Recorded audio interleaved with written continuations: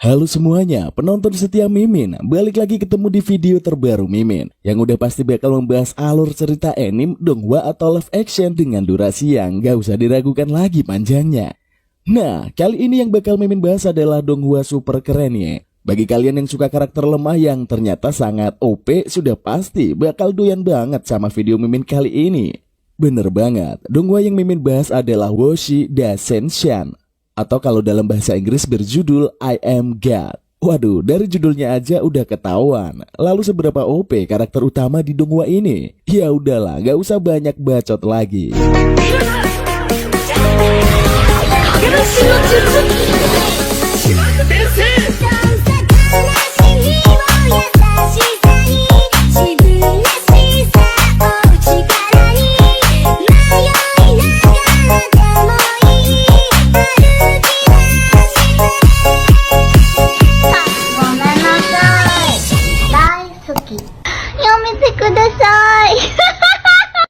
Donghua ini diawali dari sebuah pegunungan bersalju.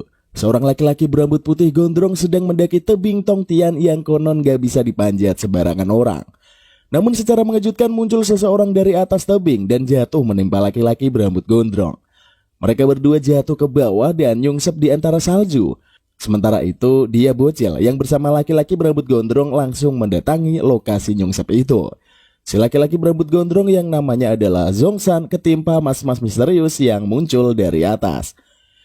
Gak berhenti di sana, si mas-mas misterius malah gak sengaja buat kentut di wajahnya si Zongsan.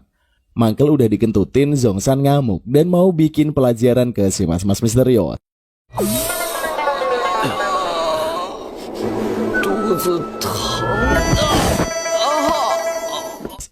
Mas-mas itu kaget dan buru-buru mundur karena takut diomeli oleh Zongsan. Dia sendiri bingung kenapa bisa sampai di pegunungan bersalju. Terlebih lagi 3 orang di depannya berpenampilan sangat aneh seperti orang kuno. Mas-mas itu menyebutkan namanya adalah si Jiang, dan dia nggak sengaja sampai di sana. Zongsan masih mangkel dan bertanya dari mana asal si Jiang dan penasaran kok bisa muncul dari atas tebing Tongtian. Karena masih bingung, si Jiang mengingat-ingat kembali apa yang sudah terjadi pada dirinya. Ternyata dia berasal dari dunia modern. Lebih mengagetkannya lagi, ternyata si Jingxian ini masih berumur 7 tahun, tetapi mengidap penyakit misterius. Penyakit itu membuatnya mengalami penuaan dini. Saat dia ketemu sama dokter, dia diberitahu kalau kecerdasannya juga meningkat tajam akibat kondisinya. Selain itu, menurut dokter, saat usia si Jiang menyentuh 30 tahun, kondisi fisik si Jiang bisa menyerupai orang berumur 90 tahun. Gak ada obat yang bisa menyembuhkan si Jiang. Makanya dia meminta dokter buat menikmati sisa hidupnya. Akhirnya si Jiang memutuskan buat kembali ke sekolah dasar tempat dia belajar. Dan dia di sana bertemu dengan bocil-bocil 7 tahun lainnya yang normal. Dia duduk di sebelah bocil cewek bernama Liangna. Bocil cewek itu adalah satu-satunya teman si Jiang. Tapi Lingna gak mau berteman lagi sama si Jiang karena sering dibilang aneh. Si Jiang mengatakan bakal seru suatu saat nanti ketika berumur 30 tahun. Waktu itu terjadi, orang-orang pasti menganggap bahwa si Jiang adalah kakek Lingna. Mendengar itu, Lingna menjadi khawatir bahwa si Jiang bakalan mati. Belum juga obrolan selesai, mendadak si Jiang terjengkang karena menerima pukulan senjata tumpul. Ternyata sekumpulan pria dengan celana boxer dan telanjang dada muncul dengan cara memecahkan jendela kaca. Mereka semua dipimpin oleh pria bernama Yin Lei. Dan tujuan mereka adalah mencari keberadaan Lord Guangling. Pria-pria itu mengikat si Jiang, lalu meminta semua anak-anak berumur 7 tahun buat berkumpul. Salah satu dari anak-anak berumur 7 tahun itu dipercaya adalah reinkarnasi dari Lord Guangling, salah satu pendekar luar biasa di dunia peri. Melihat Liangna dalam bahaya, si Jiang mencoba menarik perhatian para pria misterius. Dia berteriak tahu di mana keberadaan Lord Guangling dan berhasil. Semua pria bertelanjang dada itu langsung mengerumuni si Jiang. Dengan ngawur si Jiang bilang bahwa dia Lord Guangling itu. Tapi jelas gak ada yang dipercaya karena Lord Guangling harusnya berada di tubuh bocil 7 tahun. Mereka dibohongi, para pria kekar itu langsung ngegebukin si Jiang. Sampai pada suatu ketika bokong si Jiang memancarkan cahaya keemasan sekaligus muncul tanda misterius. Bokongnya menembakkan cahaya dahsyat dan melempar sekumpulan pria itu.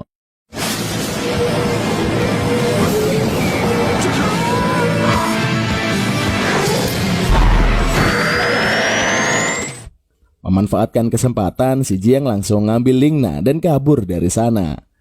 Tubuh si Jiang berselimut cahaya misterius dan dia bisa melompat sangat tinggi. Dia lari cepat banget menyusuri jalan. Kadang-kadang dia juga lompat dari mobil ke mobil buat kabur dari para pria misterius. Sampai suatu ketika saat berlari samping bangunan berdinding kaca, si Jiang melihat kondisi tubuhnya yang berubah total. Dia tampak seperti kakek-kakek berumur 90 tahun. Lengkap dengan rambut gondrong beruban dan keriput muncul di mana-mana. Si Jiang kehabisan tenaga, lalu jatuh tak berdaya di jalanan. Gak lama setelah itu muncul mas-mas pengantar barang yang berhenti di dekatnya. Mas-mas bernama Gong Sunmu itu curiga dengan kakek tua yang tepar di tengah jalan. Dia mendekati si Jiang, melihat bokongnya yang bercahaya dan sadar kalau dia udah ketemu sama Lord Guangling. Gong Sunmu ternyata berasal dari dunia peri yang menyamar ke dunia manusia. Dia kaget melihat Lord Guangling yang mengenaskan itu. Menurutnya kekuatan dahsyat Lord Guangling menguras energi kehidupan dari tubuh reinkarnasinya. Makanya demi menyelamatkan tubuh Lord Guangling, Gong Sunmu membagikan sedikit energi kehidupannya. Seketika itu juga si Jiang kembali menjadi muda. Gong Sunmu mengatakan bahwa dia akan membuka portal menuju dunia peri agar Lord Guangling bisa bangkit dengan aman. Namun sebelum hal itu terjadi, para pria kekar udah menyusul mereka. Gong Sunmu menyebut bahwa mereka adalah iblis. Makanya dia segera membuka portal menuju dunia peri. Namun si Jiang gak mau pergi dan pengen menyelamatkan Lingna. Akan tetapi karena sebuah kecelakaan, si Jiang akhirnya nyemplung ke portal itu sendirian dan jatuh ke sebuah pegunungan bersalju. Adegan kembali ke si Jiang yang berhadapan-hadapan dengan Zhongshan. Dia bingung harus menjawab apa. Sementara Zhongshan mulai hilang kesabaran. Untungnya Bibi Xiao yang merupakan ibu Zhongshan muncul dan meredakan situasi. Bibi Xiao mengajak si Jiang untuk ikut pulang bersama mereka dan menikmati sup hangat. Zhongshan, Bibi Xiao, si Jiang, dan bocil bernama Tiedan dan Erki tiba di rumah dan segera menyantap sup hangat tersebut. Bibi Xiao minta maaf atas kelakuan Zhongshan yang sedikit galak. Bibi Xiao juga berkata bahwa orang-orang di desa Feiyin semuanya baik. Zhongshan yang mangkal memilih meninggalkan tempat makan dan ngeluyur aja nggak tahu kemana. Si Jiang bertanya apakah mereka mengenal seorang bernama Gong Sunmu. Dan dua bocil di dekatnya kaget karena si Jiang berani menyebut Master Peri langsung dengan namanya. Si Jiang kaget, ternyata Gong Sunmu sangat kesal dan disegani banyak orang. Si Jiang bertanya di mana dia bisa bertemu dengan Gong Sunmu. Tetapi ternyata si Master Peri tinggal di tempat yang sangat jauh. Si Jiang juga mengetahui bahwa selalu diadakan ujian peri di mana yang lulus akan bertemu dengan para peri. Ujian itu ternyata adalah memanjat tebing Tongtian yang tingginya menembus awan.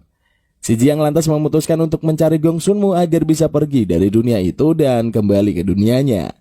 Maka dari itu si Jiang minta bantuan Zhongshan untuk memanjat tebing Tongtian. Tetapi Zhongshan enggak mau. Dia masih curiga dengan keberadaan si Jiang yang masih serba misterius. Selain itu mendaki tebing bukanlah hal yang mudah biasa diajarkan begitu saja. Tetapi Bibi Xiao, Tiedan, dan Erki mendukung si Jiang dan meminta agar Zhongshan membantunya sebisa mungkin. Mangkel dengan semua orang, Zhongshan melempar pedangnya ke atas sampai menancap ke bebatuan tebing. Dia bilang jika dalam 3 hari si Jiang bisa mencabut pedangnya maka dia bakal mau membunuhnya. Si Jiang pun setuju dan dia mulai mencoba memanjat tebing tersebut. Dia tidak menyerah dan berjuang sekuat tenaga sampai benar-benar kelelahan. 身体被强化后，没道理比当地土著差。然如此，我来到这里同样吃过这些食物。Namun ternyata setelah menghabiskan waktu selama mendaki, si Jiang gak pernah naik lebih dari setengah meter dari permukaan tanah. Karena capek, dia menerima tawaran Bibi Xiao untuk menyantap sup hangat. Mengetahui si Jiang gak bisa mendaki lebih dari setengah meter, Zhongshan tersenyum mengejek. Tapi si Jiang masih punya tekad dan bakal terus mencoba.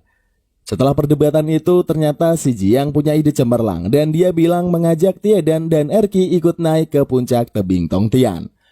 Ternyata si Jiang memanfaatkan kemampuan Tiedan yang jago membuat sesuatu dan kemampuan Erki untuk mengamati sesuatu dengan akurat. Beberapa hari kemudian, secara mengejutkan si Jiang berhasil mencabut pedang Zhongshan dari tebing. Dia ternyata membuat sebuah balon udara dengan bantuan 2 bocil yang sudah menjadi temannya itu. Dengan balon itu dia berencana untuk sampai ke puncak tebing Tongtian. Tapi menurut Zhongshan, balon udara itu nggak bakal bisa membawa mereka terlalu tinggi. Ditambah angin di atas tebing sangatlah kencang sehingga bisa menjadi masalah. Maka dari itu si Jiang bakal memodifikasi balon udaranya agar muat 4 orang sekaligus untuk bisa terbang lebih tinggi. Dia juga meminta bantuan Zhongshan untuk ikut naik di balon udara. Karena hal-hal buruk bisa saja terjadi dan Zhongshan pun tentu lebih berpengalaman dalam mengatasi hal buruk. Setelah adu bacot beberapa saat, akhirnya Zhongshan setuju ikut dalam perjalanan balon udara tersebut. 之后通天崖仙考算你一份。一言为定。 Maka dimulailah proses pembuatan balon udara yang baru dan langsung diterbangkan menuju ke puncak tebing. Mereka berempat naik dengan cepat dan tanpa kesusahan yang berarti. Namun semakin ke atas laju balon udara semakin pelan. Maka dari itu bahan bakar harus ditambah agar mereka bisa naik lebih tinggi. Ternyata tebing Tongtian memang sangatlah tinggi dan belum juga kelihatan ujungnya. Akhirnya mereka masuk ke kawasan awan dan terbang menembus sekumpulan awan tersebut. Dan secara mengejutkan tebing Tongtian belum juga berhasil mereka capai puncaknya. Sayangnya mereka memang gak bisa terbang lebih tinggi lagi. Masalah pertamanya adalah kayu bakarnya yang habis. Tetapi itu bukan yang utama. Jika mereka bawa kayu bakar lebih banyak, itu hanya akan menambah beban balon udara. Dan mereka bakal tetap mentok di ketinggian segitu. Si Jiang mengakui sudah melakukan kesalahan dan tidak mengira tebing Tongtian setinggi itu. Akhirnya mereka mendarat di salah satu sisi tebing yang permukaannya datar. Setelah itu mereka harus memanjat mengandalkan kerjasama. Si Jiang telah menyiapkan paku dan tali yang akan membantu mereka semua untuk naik. Zhongshan yang ahli bakal naik tebing pertama kali dan membuka jalan. Setiap beberapa meter dia harus menancapkan paku yang menahan sekaligus mengamankan tali. Sementara itu si Jiang, Tiedan, dan Erki bakal mengikuti rute yang sudah dibuat dan memiliki keamanan lebih tinggi karena tali yang mereka pakai. Awalnya aksi itu berjalan mulus dan mereka bisa mendaki sangat tinggi. Puncak tebing sudah terlihat dan mereka semakin bersemangat. 少废话，集中精神！哎呀，我是要考宗门的人。我要找公孙墨，这就是我们的动力。 Tapi sayangnya semakin tinggi mereka mendaki, semakin rapuh juga bebatuan. Paku yang menahan tali terlepas berkali-kali karena bebatuan yang rapuh. Hal terburuknya adalah Tiedan dan Erki terpeleset hingga mereka tergantung-gantung di tengah tebing tanpa pegangan. Mereka hanya terselamatkan dari tali yang dipakai. Sayangnya paku penahan tali juga lepas karena rapuhnya bebatuan. Sehingga Zhongshan menahan beban 2 bocil itu secara langsung. Si Jian mencoba menautkan tali ke sebuah batu runcing. Tapi tidak kunjung berhasil meski sudah nyoba berulang kali. Sementara itu Zhongshan udah setengah mampus berusaha menahan beban. Akhirnya karena gak kuat lagi dan gak mau jatuh, Zhongshan mengeluarkan pedangnya dan mendorong tali yang membebaninya. Dia minta maaf dan melanjutkan perjalanan seorang diri ke puncak tebing. 希望，住手啊！丑三，你要干什么？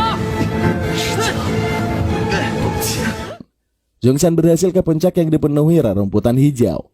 Namun dia menyadari sudah melakukan hal buruk kepada orang-orang yang sudah membantunya sejauh ini. Beberapa waktu kemudian, si Jiang berhasil sampai ke puncak. Disusul Tiedan dan Erki, ternyata saat terjatuh si Jiang membuka parasut yang sudah disiapkan sebagai rencana darurat. Akhirnya mereka selamat dari maut dan bergegas memanjat tebing sampai puncak. Sayangnya di puncak tidak ada siapa-siapa. Bahkan Zhongshan sudah hilang entah kemana. Tak lama setelah itu, bangau kertas lipat raksasa muncul dari langit. Dan di atasnya ada cewek bernama Su Yue'er yang merupakan seorang peri. Dia bilang bahwa jemputan buat calon ujian peri sudah lewat. Dan jemputan berikutnya baru akan datang tahun depan. Ternyata mendaki tebing hanyalah seleksi awal dari ujian peri tersebut. Ujian peri yang sesungguhnya dilangsungkan di kota peri dan akan ada pertarungan antar peserta di sana. Si Jiang minta tolong kepada cewek berambut merah itu buat ngantar mereka bertiga ke kota peri, tapi Yue'er gak mau. Akhirnya setelah aksi bujuk-membujuk, Yue'er mau mengantar mereka dengan 2 syarat. Syarat pertama, mereka bertiga harus ke gerbang sektenya, yaitu sekte Taiyue. Dan yang kedua adalah mereka bertiga harus membayar menggunakan jiwa kehidupan. Ternyata jiwa kehidupan berlaku sebagai alat tukar di dunia peri. Sehingga barang atau jasa semuanya dibanderol dengan jiwa kehidupan. Jiwa kehidupan seseorang bisa bertambah jika mendapatkan jiwa kehidupan dari orang lain. Dan begitu juga sebaliknya. Jika jiwa kehidupan seseorang sampai habis, maka orang itu bakalan mati. Syarat pertama sangat mudah untuk disetujui. Tapi syarat kedua cukup sulit karena mereka bertiga nggak punya banyak jiwa kehidupan. Akhirnya si Jiang bilang bakal ngutang jiwa dulu dan baru membayarnya saat dia sudah menang di ujian peri. Setelah adu bacot beberapa saat, mereka akhirnya sepakat. Mereka berempat naik ke bangau kertas lipat raksasa dan terbang melesat menuju ke kota peri. Sepanjang perjalanan mereka melihat 4 patung raksasa yang sangatlah keren. Ternyata masing-masing dari patung itu berasal dari 4 sekte peri terbesar, yaitu sekte Tai Yue, sekte King Feng, sekte Yuling, dan sekte Kuan Hui. Tak lama setelahnya mereka sampai di kota peri yang sangat megah. Di sana ternyata semua peserta sudah berkumpul dan ternyata sebagian besar orang adalah orang miskin yang ingin mengubah hidup. Mereka semua berharap memenangkan ujian peri dan mendapatkan berkah sehingga bisa memiliki kekuatan peri. Tak lama kemudian muncul keramaian dari kejauhan. Sebuah gajah raksasa berjalan di kota peri dan ternyata berasal dari rombongan keluarga bangsawan Zuo. Salah satu putra keluarga Zuo yaitu Zuo Zongyu bilang bakal membagikan kue beras kepada siapa saja yang memuji keluarga Zuo. Hal itu menyebabkan keributan karena semua orang menjadi salah melempar pujian. Di antara mereka datanglah Zhongshan dalam keadaan mirip gembel.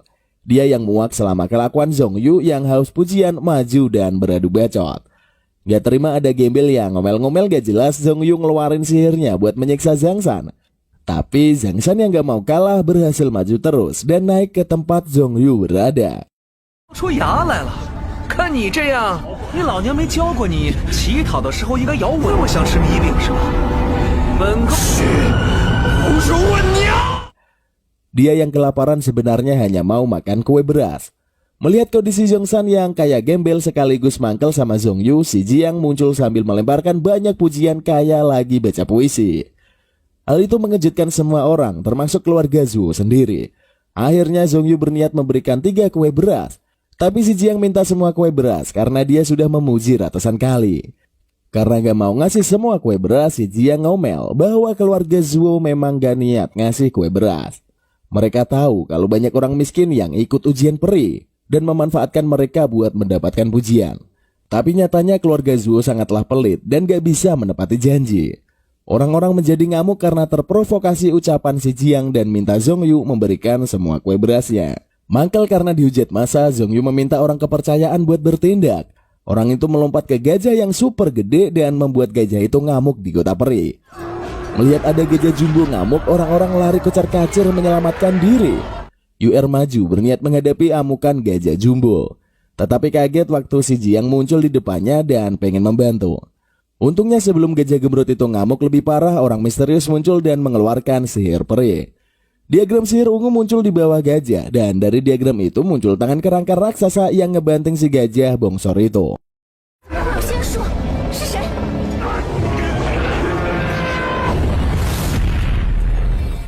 Setelah beraksi, orang itu mendadak hilang. Kakak Zongyu yaitu Zongmin mencoba menenangkan situasi. Dia menepati janji dan menyerahkan semua kue beras kepada si Jiang. Namun dengan syarat si Jiang gak boleh ngasih kue itu ke siapapun. Siapa saja yang menerima kue dari si Jiang bakal dianggap bermusuhan dengan keluarga Zuo. Taktik itu dilakukan biar si Jiang mutung dan balikin semua kue beras kepada keluarga Zuo. Namun si Jiang gak kehabisan akal. Dia ngambil banyak kue beras untuk stok dia dan teman-temannya. Lalu bilang bakal membuang semua kue beras sisanya di sana. Siapa saja bebas mau ambil, tapi yang jelas dia nggak bakal balikin kue itu ke keluarga Zuo. Setelah itu si Jiang dan rombongan pergi dari sana. Dan tidak lama setelah itu orang-orang yang sudah kelaparan berebut mengambil kue beras itu. Rombongan si Jiang ketemu sama Zhongshan yang makin kayak gembel.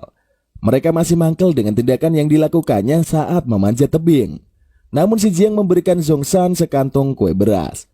Itu semua untuk membalas kebaikan Bibi Xiao beberapa waktu lalu. Setelah itu mereka pergi meninggalkan Zhongshan yang luntang-luntung. Saat menjelajah kota peri, mereka ketemu sama orang penyakitan yang menjual pil sakti.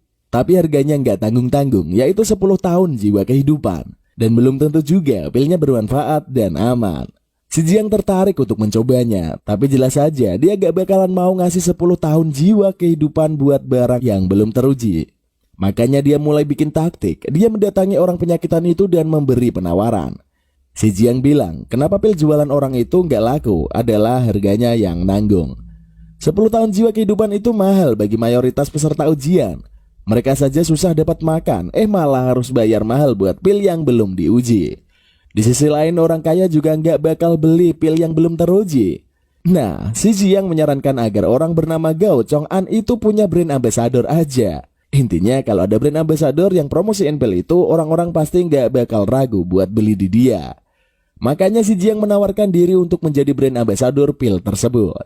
Padahal niatnya sih cuma mau dapat pil ajaib secara gratisan. Tak lama kemudian pengumuman muncul. Ujian peri akan segera dilaksanakan dan semua peserta harus berkumpul mengelilingi altar. Setelah semua orang muncul, masing-masing ketua sekte mulai menampakkan diri. Dimulai dari ketua sekte Yuling yaitu Lu Xiaoyo yang muncul dengan menunggangi roh Phoenix api. Disusul dengan ketua sekte King Feng yaitu Xiao Wuyan yang memperbesar dirinya menjadi raksasa dan berjalan menuju arena. Lalu yang menyusulnya adalah ketua sekte Quan Hui yaitu Guya yang datang menunggangi pedang raksasa bernama anggota sektenya. Yang terakhir adalah ketua sekte Tai Yue yaitu Cao Yun yang datang segera dengan sangat biasa. Dia adalah patua cebol yang ternyata ikut nimbrung dengan anggota lain.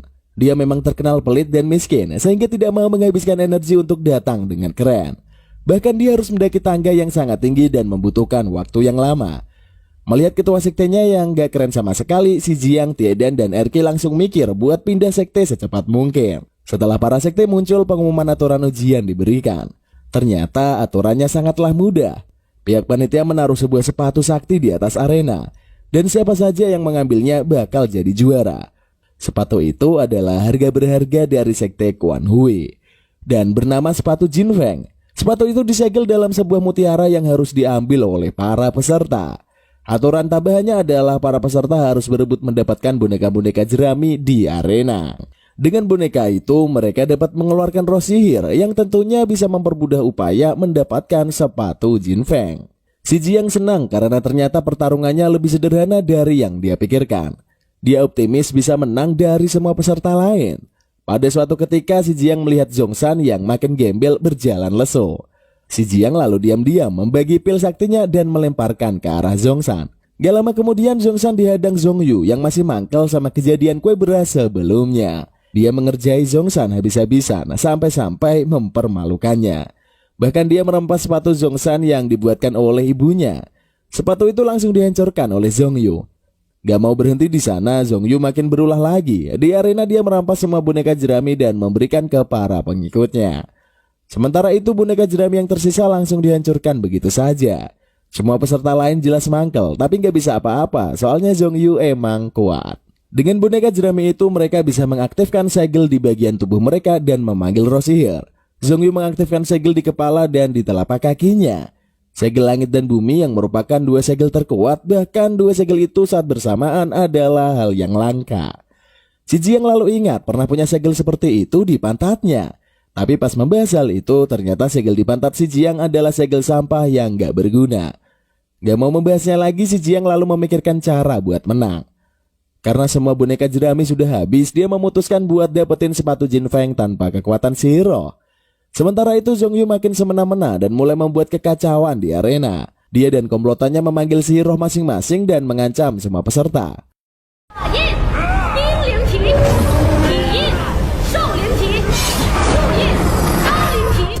Memanfaatkan kekacauan itu, si Jiang, Erki, dan Tiedan mendaki sebuah tiang raksasa dan tinggi menggunakan peralatan mendaki tebing mereka. Si Jiang gak butuh boneka jerami untuk memanggil si roh kalau cuma harus ngambil mutiara di atas arena. Namun sayangnya mereka ketahuan dan Zhongyu langsung melesat terbang mengejar si Jiang dan teman-temannya. Menggunakan roh sihirnya, Zhongyu bersiap mengejar si Jiang yang udah makin tinggi dalam mendaki. Awalnya si Jiang gak mau menggubris ancaman dari Zhongyu. Namun pas Zhongyu udah mulai mendekat, barulah dia panik. Untungnya Zhongshan muncul dan nempeleng muka si Zhongyu menggunakan sihir rohnya.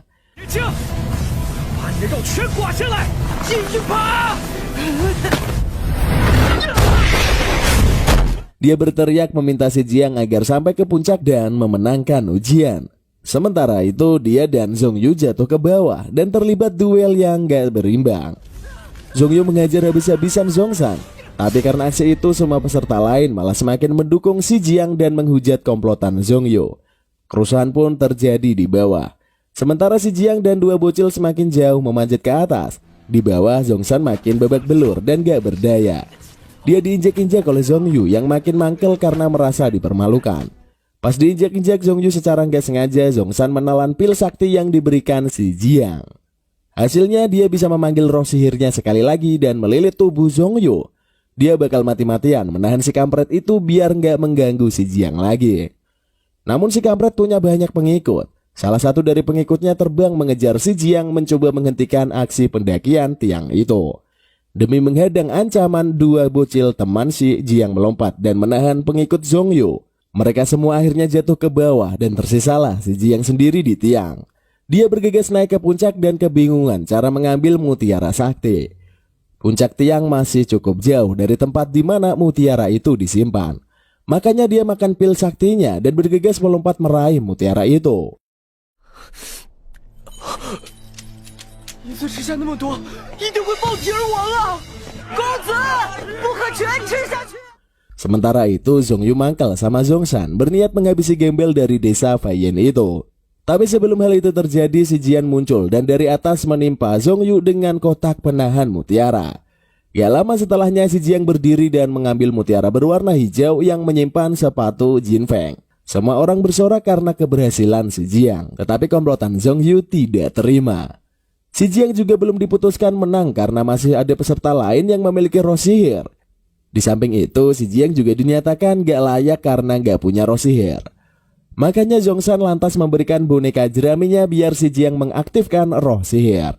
Semua peserta minggir karena bakal ada tawuran antara komplotan Zhongyu melawan si Jiang. Zhongyu dan begudal-begudalnya udah memanggil roh sihir, sementara si Jiang cuma seorang diri. Akhirnya si Jiang mengaktifkan roh sihirnya yang berbentuk sosok lelaki gondrong dengan pedang sakti. Semua orang kaget termasuk para ketua sekte karena nggak mungkin segel sampah bisa manggil roh sihir sekuat itu. Dengan roh sihirnya si Jiang membantai semua roh sihir komplotan Zhongyu dan tersisalah Zhongyu seorang. Tapi dengan mudah roh sihir Zhongyu ditikam pedang sakti milik si Jiang dan seketika itu juga Zhongyu terkapar nggak berdaya.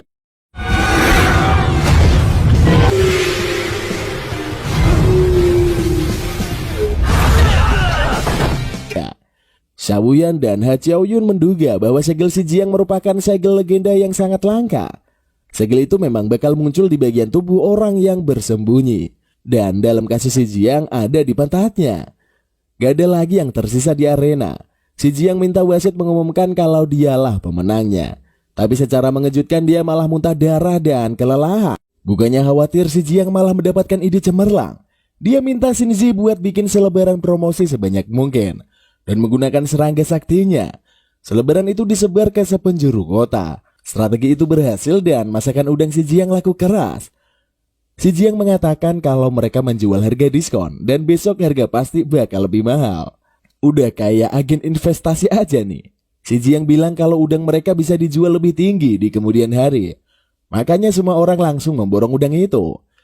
Mendapat banyak sekali jiwa kehidupan, si Jiang akhirnya pulang ke sekte Taiyue dan bikin geger para tetua karena bisa mengumpulkan begitu banyak jiwa kehidupan. Sementara itu ketua sekte King Feng malah heran kenapa si Jiang bukannya jualan bahan obat tapi malah jualan udang. Dia juga curiga kenapa bisa punya token makanan. Maka dari itu demi memberi pelajaran dia datang ke sekte Taiyue. Sesampainya di Taiyue dia bikin kisruh yang membuat suasana tegang. Para anggota sekte King Feng membawa replika pedang Guangling yang sangat sakti dan mengancam akan menghabisi sekte Taiyue. Namun secara mengejutkan pedang-pedang itu malah keluar dari sarungnya dan meluncur ke arah si Jiang. Semua pedang itu berputar mengelilingi si Jiang dan secara mengejutkan malah tunduk kepadanya. Semua orang geger dan pertarungan hampir terjadi. Tapi mendadak si Jiang maju dan bilang bakal menjual resep rahasia Krabby Patty. Maksudnya resep rahasia masakan udang dong. Karena si Jiang bermurah hati, dia menawarkan harga 100 tahun jiwa kehidupan kepada ketua King Feng. Tapi ketua King Feng bilang bahwa si Jiang gak punya hak buat memberi penawaran. Si Jiang lalu bilang bakal ngasih diskon besar kepada ketua King Feng, tetapi gak juga disetujui. Akhirnya ketua King Feng keceplosan menawar harga 5 tahun jiwa kehidupan. Dan si Jiang langsung menyetujuinya. Dia memberi resep rahasia kepada ketua King Feng meski para tetua Taiyue melarangnya. Selain itu, ketua King Feng meminta token makanan yang dicuri oleh si Jiang. Dan dengan santai token itu diberikan. Anggota sekte King Feng bergegas meninggalkan sekte Taiyue dengan perasaan puas. Menurut ketua King Feng, 5 tahun jiwa kehidupan bukanlah nilai yang terlalu berarti dibandingkan kekayaannya. Dia juga akan menggunakan resep rahasia untuk membuka bisnis udang dan semakin memonopoli pasar. Namun saat rombongan itu tiba di kota, semua orang ternyata sudah heboh. Selebaran bertebaran dari langit. Dan ternyata isinya adalah resep rahasia masakan udang. Salah satu bahan resep ternyata adalah bahan obat-obatan dan semua orang berniat membeli semua bahan untuk membuat masakan udang. Hal itu bikin mangkel ketua sekte King Feng karena sudah terjebak permainan si Jiang. Ternyata semua ini memang taktik si Jiang, biar semua orang tergila-gila pada masakan udang agar bisa menjual bahan obatnya. Ketua King Feng bergegas mendatangi aula obat sektenya dan menyadari bahwa warga sudah memborong habis bahan obat di sana. Mereka nggak punya stok bahan obat lagi dan itu adalah bencana. Para warga akhirnya mengetahui kalau sekte Taiyue punya obat sekaligus udang berkualitas tinggi. Makanya mereka semua bergegas pergi ke Taiyue buat berbelanja. Dengan begitu sekte Taiyue punya bisnis yang membuat mereka menghasilkan banyak jiwa kehidupan. Si Jiang mengatakan bahwa taktiknya adalah membuat stok bahan obat di King Feng habis. Sehingga warga nggak punya pilihan lain selain membeli ke pemasok utamanya yaitu Taiyue. Dengan demikian monopoli pasar yang tadinya dikuasai oleh King Feng kini beralih dikuasai oleh Taiyue. Hari demi hari berlalu dan sekte Taiyue mulai mengalami kebangkitan. Pada suatu hari, Bao Xinzi bilang kepada Gao Chong kalau dia pengen pergi ke lembah pengobatan abadi untuk mencari cacing tanah ajaib. Tapi lembah itu hanya boleh dimasuki oleh anggota sekte Taiyue. Makanya, Gao Chong memberi pil transformasi sehingga Xinzi bisa masuk ke dalam lembah pengobatan abadi. Di sisi lain, si Jiang tengah bersama ketua He Choyun di sebuah ruangan. Si Jiang menyerahkan semua jiwa kehidupan yang sudah dikumpulkan dan meminta ketua He memasukkannya ke tubuhnya. Tapi jiwa kehidupan yang dikeluarkan si Jiang malah dikumpulkan oleh ketua He. Sehingga membuat si Jiang bilang ketua He sangatlah pelit. Tapi menurut ketua He, si Jiang harus bisa mendapatkan jiwa jika ingin membuat tubuhnya kembali muda. Akan sia-sia saja memasukkan jiwa kehidupan ke dalam tubuh jika belum bisa mendapatkan jiwa. Tapi si Jiang gak percaya dan tetap nganggap ketua He pelit. Karena mangkel ketua He memasukkan semua jiwa kehidupan ke tubuh si Jiang. Dan memang tidak terjadi perubahan pada fisik si Jiang. Akhirnya si Jiang minta maaf, tetapi ketua He malah bergegas mengajaknya ke suatu tempat. Mereka pergi ke tempat ujian pendaftaran pemadatan jiwa. Di sana semua peserta harus membawa lonceng dan mendaki tangga hingga melingkar menuju langit. Jika lonceng yang dibawa peserta berbunyi, maka peserta akan didiskualifikasi. Jika peserta bisa sampai puncak tanpa membunyikan bel, peserta harus menjawab pertanyaan rahasia. Jika menjawab salah, peserta bakal didiskualifikasi. Jika benar, peserta itu bakal mendapat nomor antrian untuk pemadatan jiwa. Ternyata dari salah satu peserta, Zhongyu dan komplotannya juga ikut. Dengan sihir dari Wu Yan, mereka bisa mendaki tangga sampai membunyikan lonceng bahkan selama perjalanan. Zhongyu bertindak semena-mena dan mendorong semua peserta lain yang mencoba mendaki dengan hati-hati. Si Jiang lalu mengambil loncengnya dan berjalan dengan hati-hati menyusuri tangga spiral itu. Di tengah perjalanan, Zhongyu mangkal melihat si Jiang yang hampir berhasil. Makanya dia melancarkan serangan sihir sehingga membuat si Jiang terpental ke bawah dan nyaris jatuh.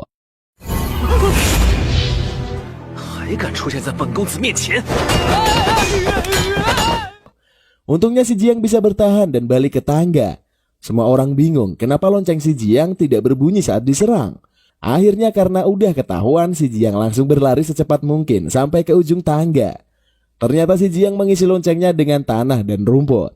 Karena peraturannya hanya bilang gak boleh membunyikan lonceng. Setelah itu si Jiang diberi pertanyaan kepada orang bernama Ling Yung yang berada di sebuah ruangan. Pertanyaan itu adalah apakah menurut si Jiang Lord Guangling baik atau jahat. Si Jiang berpikir selama beberapa saat sampai akhirnya bilang kalau Lord Guangling baik.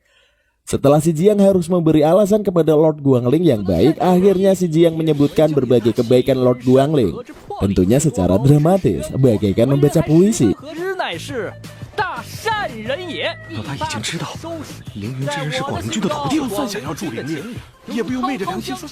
Dan akhirnya dia diperbolehkan untuk memasuki ruangan. Di dalam ternyata Ling Yun sedang menangis terharu dengan semua pujian dari si Jiang. Ternyata dia adalah murid satu-satunya Lord Guangling. Ling Yun juga bilang cara si Jiang mengisi tanah dan rumput di loncengnya sangat mirip dengan taktik Lord Guangling selama ini. Ling Yun juga bilang kalau dia mau berteman dengan si Jiang. Dan sebagai bentuk keseriusan dia memberikan jiwa kehidupan 50 tahun kepada si Jiang. Gak hanya itu, Lin Yun juga memberikan binatang kecil yang bisa membuatnya berkomunikasi dengan Lin Yun jika membutuhkan bantuan. Selain itu tentu saja si Jiang sudah didaftarkan untuk pemadatan jiwa. Malam harinya pesta besar-besaran diselenggarakan di sekte Taiyue. Karena berkat si Jiang mereka berhasil menguasai bisnis bahan obat. Selain itu, keberhasilan si Jiang mendaftar pemadatan jiwa juga menjadi kabar yang menggembirakan. Saat pesta, si Jiang bertanya kepada Gao Chong di mana Xinzi. Dan Gao Chong bilang dia lagi nyari cacing di lembah pengobatan abadi. Maka dari itu si Jiang bergegas mendatangi portal menuju lembah pengobatan abadi. Di sana dia bertemu dengan Xinzi yang baru saja keluar. Mereka ngobrol ngalor ngidul dan Xinzi bilang kalau si Jiang adalah orang yang baik. Setelah itu Bao Xinzi pergi meninggalkan si Jiang di sana. Dan keesokan harinya hal menggemparkan terjadi di sekte Taiyue. Lebih tepatnya di portal menuju lembah pengobatan abadi. Secara mengejutkan semua sekte lain mendadak muncul dari langit dan meminta sekte Taiyue untuk menyerahkan lembah pengobatan abadi. Situasi memanas dan bakal pecah konflik hebat di sana.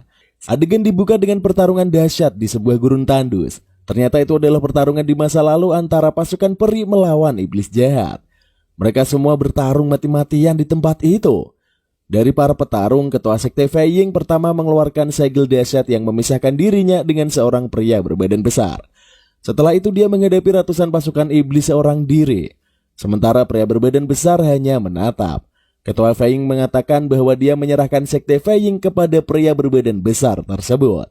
Ternyata pria berbadan besar itu adalah He Choyun di masa lalu. Adegan kembali ke masa kini. Sekte Fei Ying gempar karena para petinggi sekte lain berdatangan mengepung dari langit. Mereka semua berniat untuk merebut lembah pengobatan abadi dari sekte Fei Ying. Akhirnya semua anggota sekte Fei Ying berkumpul untuk melindungi portal menuju lembah pengobatan abadi. Para tetua juga menciptakan segel sihir dan membentuk perisai yang menghalau semua ancaman dari lawan.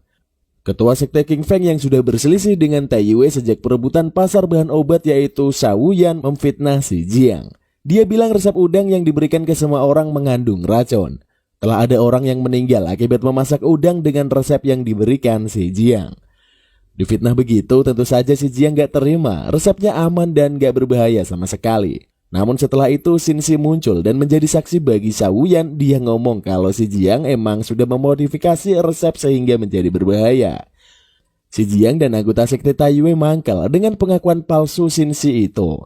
Mereka juga kecewa karena ternyata Xinzi adalah mata-mata dan orang suruhan Shao Yan selama ini.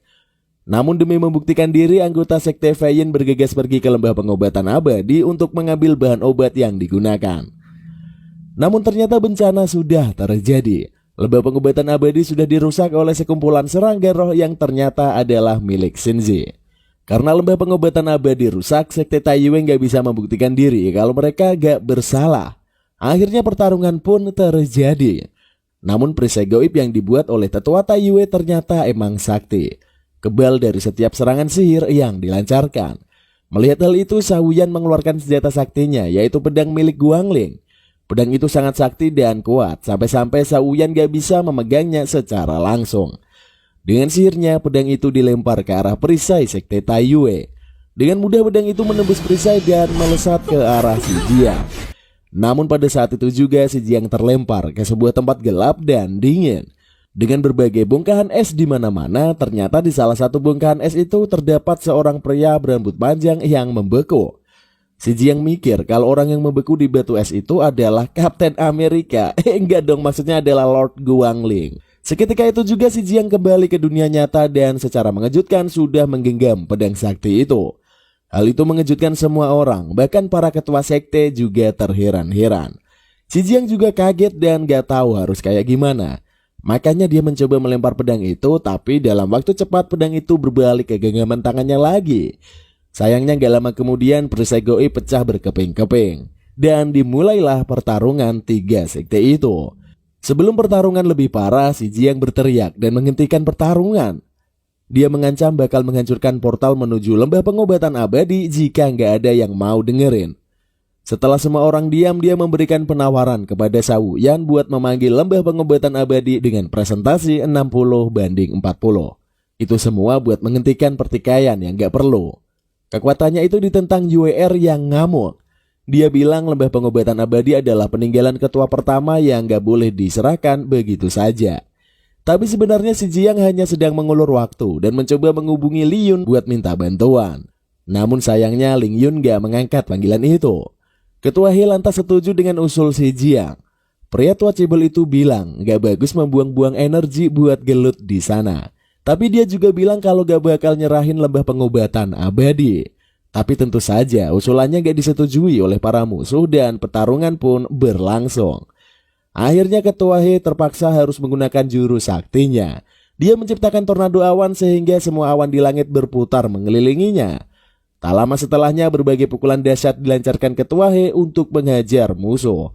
Melihat pasukannya kocar-kacir, Shaoyan turun tangan dan maju menghadapi Ketua He. Akhirnya duel dua orang tua cebol pun terjadi. Mereka bertarung sampai terbang ke langit dan keduanya sangat mahir melancarkan serangan demi serangan. Melihat situasi semakin kacau, Ketua Sekte Yuling memerintahkan semua muridnya untuk sesegera mungkin memenangkan pertarungan dan mendapatkan lembah pengobatan abadi. Sekte Taiyue terdesak karena dikepung dari dua arah. Sementara itu Ketua He juga masih berduel sengit dengan Shaoyan di langit. Malahan Ketua He tertangkap sekumpulan senjata yang diciptakan oleh Shaoyan dan mulai kewalahan dalam pertarungan. UER yang juga mulai kewalahan menghadapi serangan musuh, dia juga mengkhawatirkan si Jiang yang belum bisa menggunakan kekuatan roh sehingga mungkin dalam bahaya. Namun secara mengejutkan si Jiang berlari begitu cepat dan memukul satu persatu anggota sekte lawan. Dia bisa menumbangkan semua musuh dengan sekali pukulan telapak tangan. Semua orang terkejut dengan kesaktian si Jiang yang begitu hebat. Si Jiang berdiri dengan congkak dan memperbolehkan siapa saja yang maju menyerang. Akhirnya salah satu murid King Feng maju dan mencoba menyerang. Tapi si Jiang langsung bergaya dan melakukan serangan ke dada murid itu. Ternyata dia menyelipkan jiwa kehidupan di baju murid itu. Dan bilang kalau jiwa kehidupan itu bakal diberikan asalkan murid itu mau pura-pura mati. Murid itu pun setuju dan tanya dia harus terjatuh pakai gaya apa. Gak lama kemudian murid lain datang mencoba menyerang dengan pedang. Murid yang udah disuap si Jiang pura-pura terlempar ke arah murid yang mau menyerang. Lalu pas mau bertabrakan dia berbisik agar pura-pura mati. Si Jiang menerjang murid yang hendak menebaskan pedang dan memberikan jiwa kehidupan. Si murid langsung setuju dan pura-pura mati. Ternyata setiap murid yang diterjang si Jiang dengan telapak tangan semuanya pura-pura mati karena diberikan jiwa kehidupan oleh si Jiang. Aksi si Jiang membuat para musuh resah sehingga menghentikan pertarungan. Sementara itu para cebol tua masih gelut di langit. Dan si cebol ketua King Feng sangat mahir dalam bertarung. Dia berhasil menikam Ketua He dengan berbagai senjata tajam dan membuat cebol dari Taiyue itu nggak berdaya. Di sisi lain, Ketua Sekte Yuling yaitu Lu Xiaoyun turun dari Phoenix apinya dan menghadapi si Jiang. Melihat Ketua Sekte datang, si Jiang bingung karena pasti banyak jiwa kehidupan buat nyuap ibu-ibu yang satu ini. Lu Xiaoyun minta si Jiang memperlihatkan teknik saktinya sekali lagi karena dia penasaran. Bingung harus gimana dan juga Lin Yun yang gak juga ngangkat panggilan, si Jiang mencoba mengulur waktu dengan melakukan berbagai gerakan yang dia sebut sebagai awalan teknik rahasianya. 旅长们别心急啊，闪开了，这招好像还挺火。 Namun dia gak bisa pura-pura lebih lama lagi. Sementara Lu Xiaoyu udah gak sabar. Akhirnya Lu Xiaoyu bertindak dan bukannya menyerang, dia malah nawarin surat kontrak kepada si Jiang. Melihat situasi itu, si cebol Shaoyan meninggalkan Ketua He yang sudah tertikam banyak pedang untuk mendatangi si Jiang. Dia juga langsung menawarkan kontrak kepada bocah satu itu. Situasi menjadi tegang. Si Jiang mikir semua pertarungan bakal selesai kalau dia memutuskan menerima kontrak dari salah satu sekte. Tapi di sisi lain artinya dia bakal mengkhianati sekte Taiyue dan membuat semua temannya kecewa. Tapi jika pertarungan diteruskan pun sekte Taiyue pasti habis dibantai. Terlebih Ketua He udah tampak sekarat di langit. Namun akhirnya si Jiang memilih untuk tetap setia kepada sekte Taiyue. Sadar dia butuh kekuatan lebih untuk menghajar musuh-musuhnya, dia tergoda untuk melepas segel yang ada di pantatnya. Namun sebelum dia melepaskan segel itu, secara mengejutkan Ketua He yang masih dalam keadaan segar bugar menahannya, semua orang terkejut. Dan ternyata Ketua He yang babak belur di langit adalah cloningannya. Ketua He melemparkan kertas segel ke arah portal menuju lembah pengobatan abadi dan secara mengejutkan, portal itu tersedot kertas segel. Ketua He menyerahkan kertas segel berisi lembah pengobatan abadi ke si Jiang dan memintanya untuk pergi menjauh. Ketua He bakal melawan semua musuh yang ada di sana seorang diri. Secara mengejutkan dia melepas ikat kepalanya dan dia berubah menjadi mas-mas berbadan besar nan kekar. Dengan wujud itu dia dengan mudah membantai para pasukan musuh yang menyerang. Gak hanya itu, dia membagi dua tubuhnya dan masing-masing melawan si Cebol, Sa Wuyan, dan Ketua Lu Xiaoyu.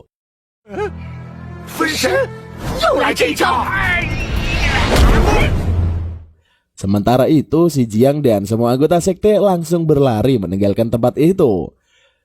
Gak membiarkan para anggota Tao Yue kabur, Lu Xiaoyu memanggil dua tetua penegak hukum. Dan tidak lama kemudian, dua nenek-nenek super gede muncul menghadang jalan semua anggota sekte Tao Yue. Dua nenek keriput segede gaban itu melemparkan segel-segel lingkaran yang bisa menangkap semua yang terkenanya. Akhirnya si Jiang menyarankan agar mereka berlari secara zigzag agar terhindar dari segel yang dikeluarkan dua nenek keriput. Mereka berhasil melewati dua nenek keriput, tapi masalah belum selesai. Dua nenek keriput itu pantang menyerah dan terus melemparkan segel lingkaran. Lebih spesifik, mereka mengincar pembawa kertas segel lembah pengobatan abadi. Demi menghindari serangan, si Jiang memutuskan untuk saling oper kertas segel. Dengan begitu, sasaran dan nenek keriput juga bakal gak fokus dan selalu berganti-ganti. Namun meski begitu, kekuatan nenek keriput sungguh gak masuk akal. Mereka bisa menyegel hampir semua anggota sekte Tao Yue. Dan hanya tersisa si Jiang, Gao Chong, ditambah lagi dua bocil Tiedan dan Erki. Sementara itu si Jiang dan teman-temannya dikepung dan gak bisa melakukan perlawanan. Bahkan mereka dikurung oleh sihir ratusan pedang yang bisa membunuh mereka kapan saja. Saat itulah cewek cakep dari sekte Yuling yaitu Zhou Ziyu muncul dan menghentikan pertikaian.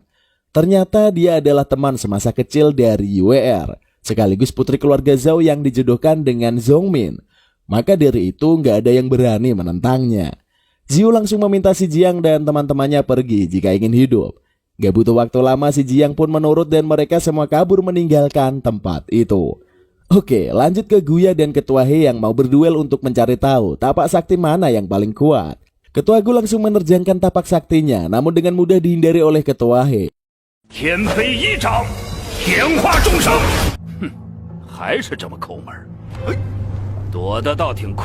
Ketua Gu memberikan penawaran.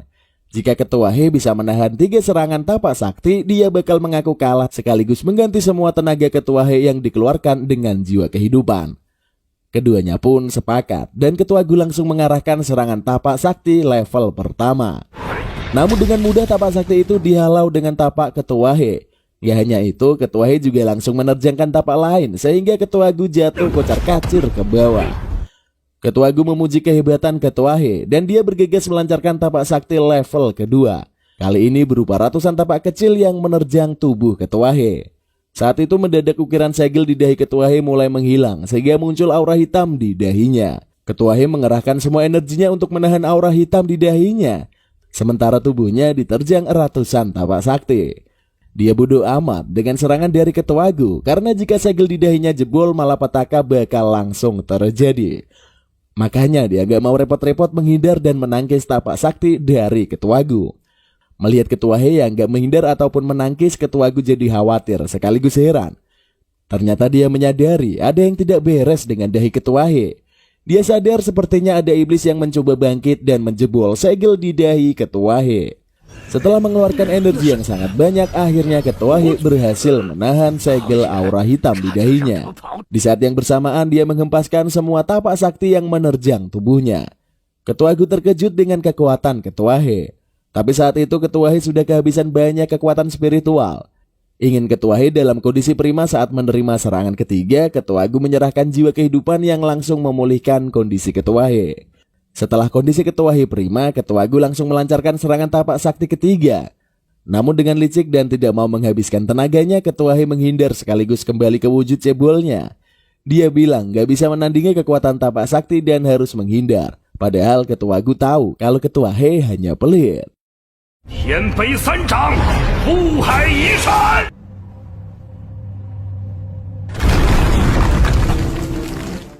Mangkel ditipu si cebol, Ketua Gu langsung terbang mengejar Ketua He yang langsung lari tunggang langgang menjauhi amukan Ketua Gu. Sementara itu si Jiang, Gao Chong, Tiedan, dan Erki berhasil kabur ke dalam hutan. Tapi kondisi mereka sudah babak belur. Bahkan Tiedan jatuh terkapar karena menerima serangan beracun selama konflik terjadi. Kondisinya sangat parah sehingga dia nyaris kehilangan nyawanya. Tetapi saat itu juga Lin Yun muncul menjawab panggilan si Jiang. Akhirnya Lin Yun membantu mengobati Tiedan yang berangsur-angsur membaik. Si Jiang lalu menjelaskan situasi yang terjadi. Tapi Lin Yun gak bisa membantu lebih banyak karena emang gak boleh terlibat secara langsung pada konflik semacam itu. Malahan dia juga menyimpan pedang Guangling yang didapatkan si Jiang dari si Cebol. Akhirnya si Jiang memutuskan untuk memberitahu Lin Yun sebuah rahasia besar. Dia mengatakan bahwa dia adalah Lord Guangling dan dia meminta bantuan dari Lin Yun. 就是你的师尊广陵君。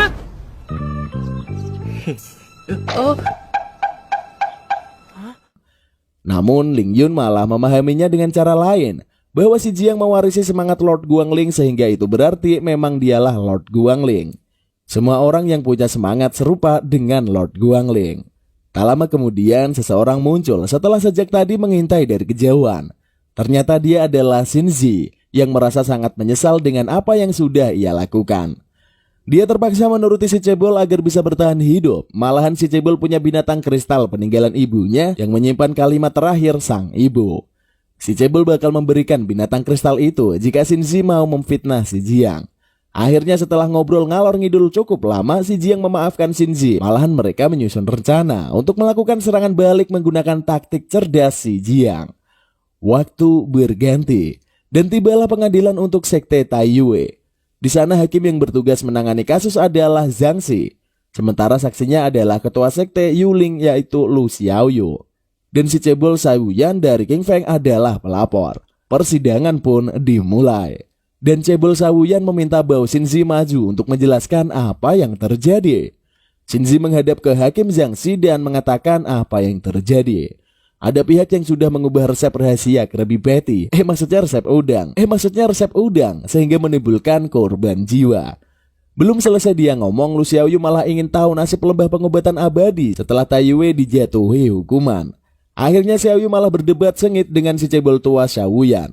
Bahkan sama kayak Mimin, Xiaoyu juga nyebut Shaoyan dengan istilah Cebol. 明明是你的宝贝女儿干的好事，我不是你清风门无能，又怎会放跑了石江？臭婆娘，你胆敢骂老夫啊！ Konflik hampir memanas, tapi akhirnya dilerai oleh Zhang Xi. Gak lama kemudian, si Jiang dengan gemblengan memasuki ruangan sidang tersebut, sehingga menggemparkan semua orang. Gak datang sendiri, dia ditemani Bao Chong yang menggendong berbagai peralatan. Pengawal langsung ditugaskan menangkap si Jiang. Namun Xingxi langsung ngomong kalau tuduhannya belum selesai. Akhirnya dia melanjutkan dan bilang kalau pelakunya bukanlah si Jiang, tapi adalah si Cebol Shaoyan. Si Jiang ngomong kalau lembah pengobatan abadi sudah dirusak biar gak ada bukti lagi. Tapi ternyata Xingxi masih punya nurani dan menyisakan beberapa tanaman obat. Untungnya beberapa tanaman obat itu cukup untuk memasak udang sesuai resep. Akhirnya si Jiang melakukan demo masak udang di hadapan semua orang sesuai dengan resep yang beredar. 4只磷虾，用这么多香料？再放主食，4只磷虾。 Setelah selesai dia memaksa Shaoyan buat makan udang itu. Setelah setengah memasak akhirnya si Cebol mau juga memakan udang tersebut. Dengan begitu sudah terbukti kalau resepnya tidak beracun sama sekali. Namun Lu Xiaoyu memprovokasi hakim dan membuat Zhang Xi ngamuk. Dia berdiri dan berteriak pada si Jiang karena mengacaukan jalan persidangan. Tahu hal begitu bakal kejadian, si Jiang langsung memanggil temannya yaitu Ling Yun. Kedatangan Ling Yun langsung membuat semua orang mingkem karena Ling Yun memang sangatlah terhormat. Ling Yun membawa nenek tua yang meninggal karena tuduhan resep berbahaya. Dia menghidupkan nenek itu dari kematian untuk beraksi. Semua orang kaget dengan kemampuan Ling Yun tersebut. Si nenek lalu dimintai keterangan untuk menunjuk pelaku pembunuhan. Dan dia langsung menunjuk si Cebol. Si Cebol kelabakan pada situasi tersebut. Terlebih lagi mendadak tubuhnya mulai merasa sakit setelah memakan udang dari si Jiang. Si Jiang sendiri bilang sudah memasukkan racun yang dikeluarkan dari tubuh si nenek. Sehingga racunnya mulai bereaksi di tubuh Cebol. Karena panik si Cebol minta pengawalnya mengambil obat penawar racun itu. Gelagat itulah yang bikin Lu Xiaoyu ngamuk karena si Cebol rela melakukan apa saja demi keinginannya tercapai. Ling Yun lalu meminta Zhang Xi minggir dari kursi hakim. Dia sendiri yang akan melanjutkan jalannya persidangan. Setelah itu dia memutuskan cebol Sawuyan bersalah dan harus dijatuhi hukuman disambar geledek ratusan kali. Sementara itu si cebol makin kesakitan.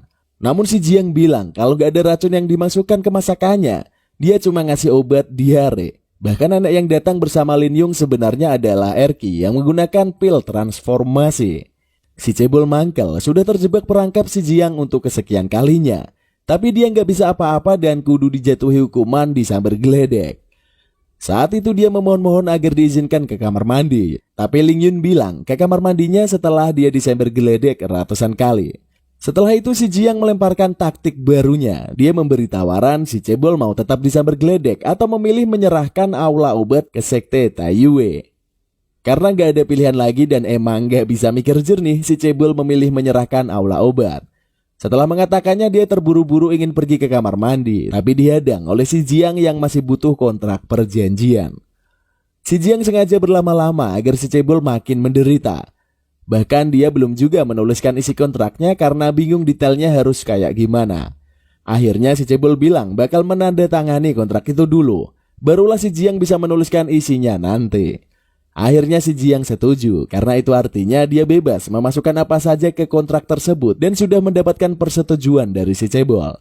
Tapi bahkan si cebol udah gak berdaya buat nulis tanda tangan. Akhirnya dia ngasih cap jempol sebagai bukti dan buru-buru ngacir ke kamar mandi.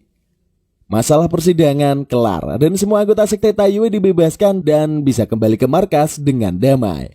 Malamnya mereka membahas pernikahan Ziyu dan Zongmin yang diselenggarakan besok. Ternyata UR dan si Jiang tahu kalau Ziyu nggak mau pernikahan itu diadakan. Dan dia hanya menjadi alat penyatuan dua keluarga elit. Maka dari itu si Jiang bilang bakal mengacaukan pernikahan itu. Ucapannya itu bikin ketua He mangkel dan gak ngebolehin si Jiang ikut ke acara pernikahan.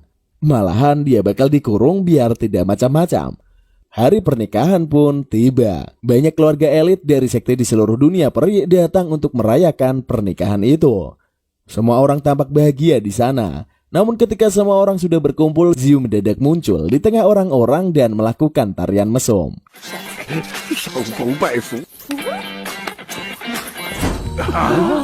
Namun secara mengejutkan Ziyu yang asli muncul dan bilang bakal membunuh Ziyu palsu. Dan ternyata Ziyu palsu itu adalah si Jiang yang menggunakan pil transformasi.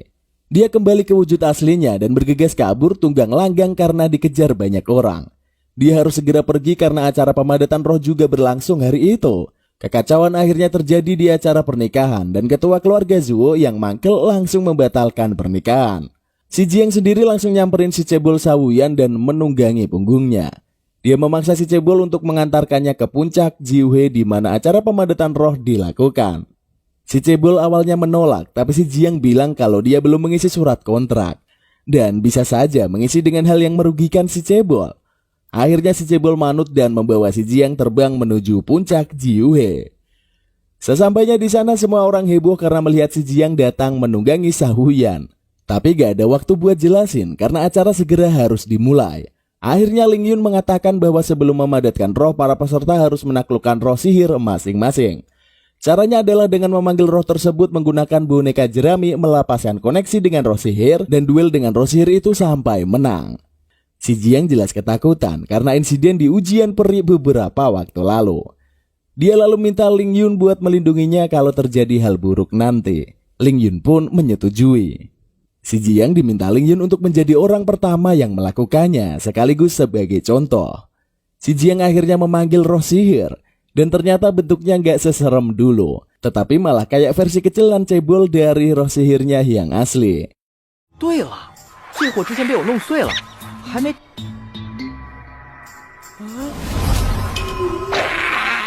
Tapi dia ingat kalau roh sihirnya rusak setelah dia mengalahkannya dulu. Setelah itu Lin Yun menebas koneksi si Jiang dengan roh sihirnya. Dan dimulailah aksi kejar-kejaran antara si Jiang dan roh sihir cebol itu. Setelah beberapa saat si Jiang berhasil menaklukkan sihirnya, Lin Yun pun bilang si Jiang bisa mengubah wujud roh sihir dengan bentuk apapun sesuai keinginannya. Si Jiang lalu berniat mengubah roh sihirnya ke wujud Lingna, tapi dikagetkan dengan munculnya ketua He. Dan roh sihirnya malah menyerupai si cebol dari Taiyue. Setelahnya semua peserta lain termasuk Zhong Yu si paling nyebelin memanggil roh sihir mereka. Ling Yun menebas koneksi roh sihir dan aksi duel pun seru terjadi. Si Jian melihat para peserta berduel mati-matian dan dia sangat senang karena roh sihirnya gak dalam kondisi full power sehingga mudah dijinakan.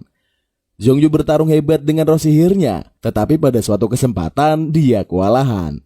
Akhirnya dua anak kecil misterius bernama Jin dan Yin yang ternyata adalah salah satu tetua terpandang di dunia peri muncul dan membantunya menahan roh sihir. Akhirnya Zhong Yu berhasil menaklukkan roh sihirnya. Setelah beberapa saat sebagian peserta sudah berhasil menaklukkan roh sihir. Sementara beberapa yang lain gagal. Akhirnya mereka akan memasuki area hutan untuk memadatkan roh. Ling Yun mengatakan ada berbagai altar di hutan itu yang bisa digunakan untuk memadatkan roh.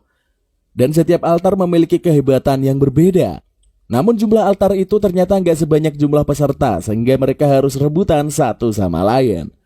Maka dari itu jika ada peserta yang rebutan dan ingin bertarung mereka harus berduel di dalam sebuah mutiara sakti. Tapi untuk memasuki portal menuju hutan itu Lin Yun meminta para peserta membayar 20 tahun jiwa kehidupan karena memang tenaganya sudah terkuras banyak untuk menciptakan mutiara sakti. Namun tentu saja para peserta menganggap 20 tahun jiwa kehidupan itu sangat mahal kecuali bagi orang kayak Zhong Yu. Akhirnya si Jiang berbisik kepada Ling Yun agar melakukan sistem lelang. Karena itu sangat menguntungkan bagi Ling Yun. Akhirnya Lin Yun pun setuju dan sistem lelang pun dilaksanakan. Orang pertama yang memenangkan lelang bakal pergi lebih dahulu ke area hutan. Ling Yun membuka lelang dan memberi penawaran 1 tahun jiwa kehidupan. Cowok bernama Meng Ren langsung menerima harga 1 tahun. Tapi ada orang lain yang menawar 1 tahun 5 bulan. Gak lama kemudian ada yang menawar 2 tahun. Gak mau ketinggalan, Zhong Yu langsung menawar 100 tahun jiwa kehidupan. Si Jiang langsung bilang ke si cebol Sawuyan kalau dia mau pinjam jiwa kehidupan. Awalnya si cebol ogah, tapi si Jiang mengancam dengan kontrak yang belum dia tulis dan akhirnya si Jiang menawar 101 tahun jiwa kehidupan. Gak mau kalah sama si Jiang, Zhong Yu menaikkan tawaran menjadi 200 tahun jiwa kehidupan. Si Jiang juga gak mau kalah dan menaikkan tawaran ke 201 jiwa kehidupan. Zhong Yu menaikkan tawaran menjadi 202 tahun kehidupan. Dan tanpa ragu-ragu meski diomeli oleh Sawuyan, si Jiang menawar 300 tahun jiwa kehidupan. Zhong Yu sebenarnya diperingati sama bocil tua Jin dan Yun kalau gak masalah datang agak belakangan.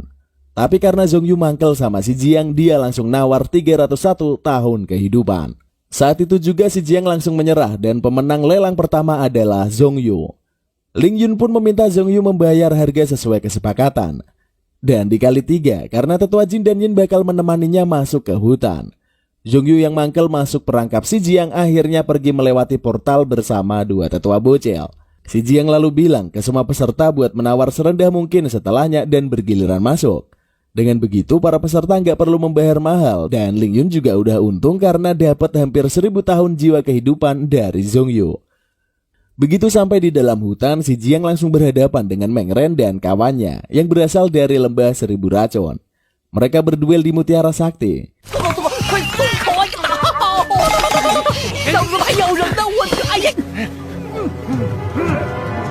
Tapi si Jiang terkena racun mematikan. Akhirnya setelah duel singkat itu, UER berhasil membawa pergi si Jiang dan berhasil mengobatinya sebaik mungkin. Sayangnya si Jiang membutuhkan waktu hampir 1 hari untuk memulihkan diri. Dia khawatir semua altar sudah ditempati oleh peserta lain. Namun secara mengejutkan dia menemukan 1 altar yang masih kosong. Ternyata Ziyu selama ini berjaga di altar itu dan melawan semua peserta yang mencoba mendekat. Itu dia lakukan sebagai rasa terima kasih karena sudah menggagalkan pernikahannya. Si Jiang pun duduk di altar dan memanggil roh sihir serta mengekstrak kekuatan untuk memadatkan jiwa. Sementara itu UER dan 1 orang temannya berjaga di sekitar si Jiang. Di sisi lain ternyata sekawanan iblis sudah bersiap untuk melakukan penyerangan. Hanya tinggal menunggu waktu saja untuk mereka beraksi.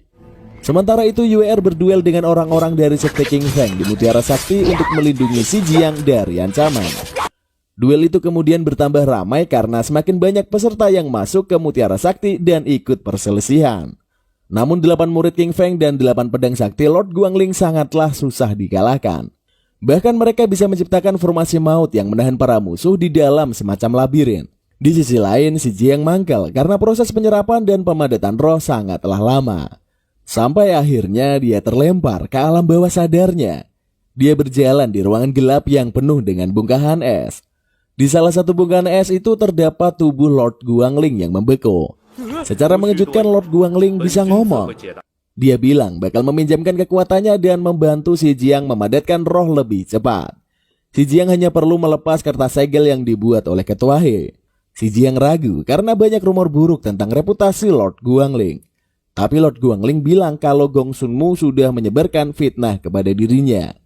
Akhirnya Si Jiang percaya kepada Lord Guangling. Dia mendatangi bongkahan es yang menahan Lord Guangling dan melepas kertas segel yang ada di sana. 这看起来好像是个反派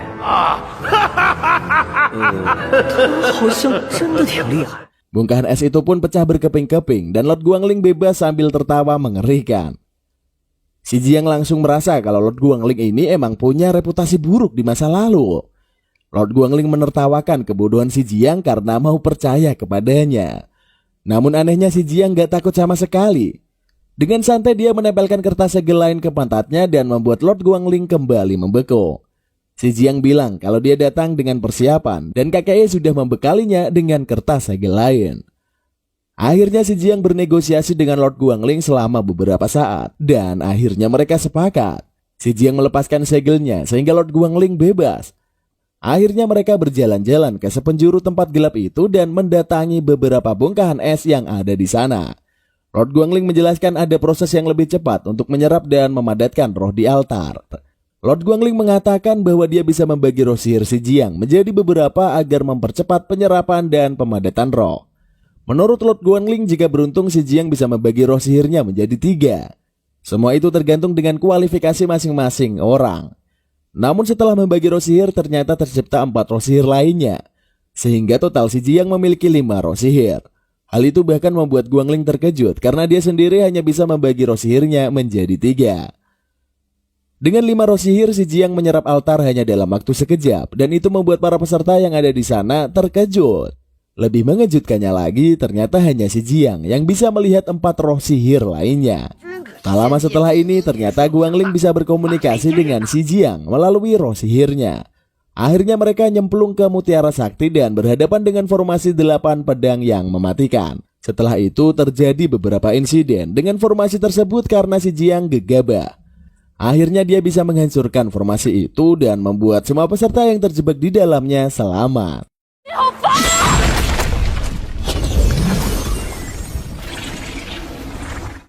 Gak ada yang bisa menghancurkan formasi itu kecuali si cebol Shaoyan dan Guangling. Tapi belum kelar mereka membacot, tiba-tiba pedang mereka semua terbang dan tunduk di sekitar Si Jiang. Guangling mengatakan kalau Si Jiang bisa mengatur ulang formasi 8 pedang. Tapi Si Jiang gak tahu caranya. Guangling bilang kalau kekuatan spiritual itu mirip tanah liat yang bisa dibentuk sesuka hati. Si Jiang lalu ingat bahwa Ketua He bisa membentuk telapak tangan dari awan dan Guya punya telapak tangan api dari langit. Guangling bertanya, bakal kayak apa bentuknya jika Si Jiang menggunakan kekuatan spiritual? Guangling juga mengambil kekuatan spiritual dari 8 pedang dan memadatkannya menjadi bola di depan Si Jiang. Menurut Guangling, Si Jiang tinggal menempelkan segel di tubuhnya ke bola spiritual itu. Tapi segel Si Jiang ada di pantat sehingga sulit untuk menempelkannya. Akhirnya Si Jiang menyentuh bola api spiritual itu dan sudah memikirkan pembentukan. Dan aksi paling koplak sekaligus seru pada donghua ini yang terjadi, Si Jiang membentuk 8 komputer gaming yang melingkar, sementara dia duduk di tengah-tengahnya. 整个仙界论打游戏，我 Melalui keahliannya main game online, dia bisa memainkan 8 komputer sekaligus tanpa kesusahan. Dia menjebak ke-8 murid King Feng pada sebuah permainan duel. Tanpa kesusahan, Si Jiang memainkan 8 komputer gaming sekaligus untuk mengajar ke-8 murid King Feng di dalam komputernya. Setelah mereka semua gak berdaya, Si Jiang melempar mereka semua keluar dari komputer. Namun belum berhenti di sana, Si Jiang kembali mengubah formasi, sehingga ke-8 komputer gaming bersatu menjadi satu super komputer. Sebuah senapan besar muncul dari komputer itu dan bersiap menerjang semua murid King Feng. Dan dalam sekali tembakan, semua murid King Feng mantul keluar mutiara dan terhempas sangat jauh. Namun ternyata kekuatan dahsyat dari aksi Si Jiang memicu malapetaka yang mendekat. Menurut Guangling, jika ada kekuatan dahsyat melebihi yang seharusnya muncul di hutan, malapetaka guntur bakal terjadi. Si Jiang langsung mematikan komputernya dan bergegas melakukan pemurnian dibantu Guangling. Akhirnya situasi bisa dikendalikan. Di luar, si Jiang melihat 8 murid King Feng yang kecewa dengan diri mereka sendiri karena gagal. Akhirnya demi menenangkan mereka semua, si Jiang mengajari cara mengekstrak kekuatan roh dari pedang Guangling. Mereka semua pun bergegas mengekstrak dan ternyata berhasil. Selama proses mengekstrak, mereka curiga kalau si Jiang emang ada hubungannya dengan Guangling. Salah satu dari mereka menduga kalau si Jiang adalah anak haram Guangling. Di sisi lain, Zhong Yu mangkel karena nggak kelar-kelar mengekstrak altarnya. Maka dari itu tetua Jin dan Yun pergi mencari cara. Mereka akhirnya menangkap si Jiang dan minta bocah itu buat menyerap semua altar yang ada di sana. Kemudian Jin dan Yun bakal mengekstrak roh sihir si Jiang untuk disalurkan ke Zhong Yu. Gak punya pilihan lain, si Jiang mengekstrak banyak sekali altar dalam waktu singkat.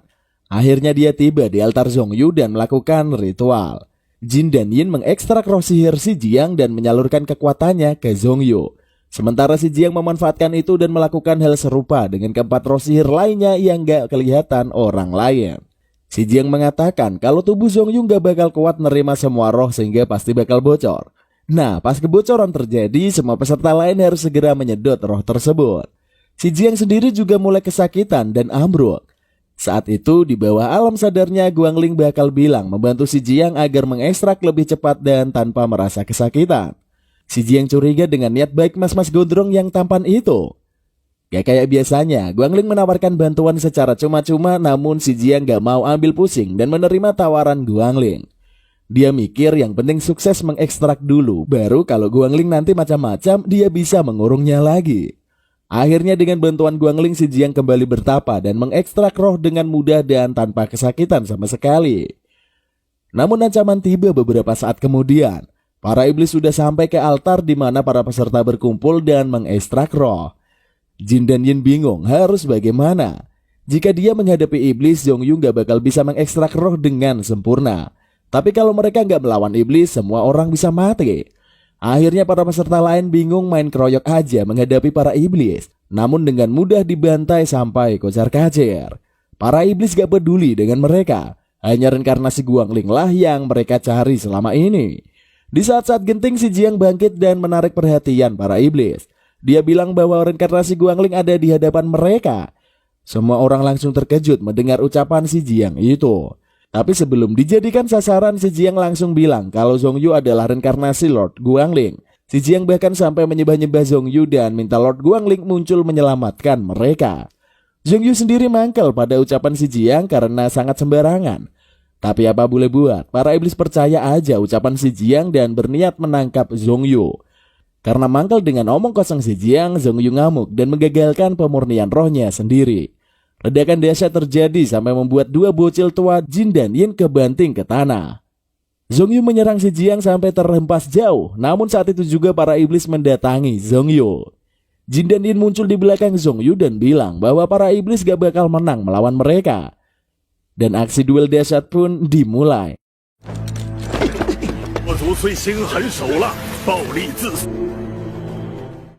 Sementara si Jiang malah bersemedi dan ngobrol dengan Guangling. Menurut Guangling gak ada peluang mereka bisa menang. Maka dari itu Guangling bakal ngajari si Jiang jurus langkah tanpa jejak. Si Jiang bersemangat dan bertanya apakah jurus itu bisa melawan iblis. Tapi Guangling bilang kalau jurus itu lebih cocok buat melarikan diri. Si Jiang sendiri gak mau kabur dan bakal menghadapi para iblis.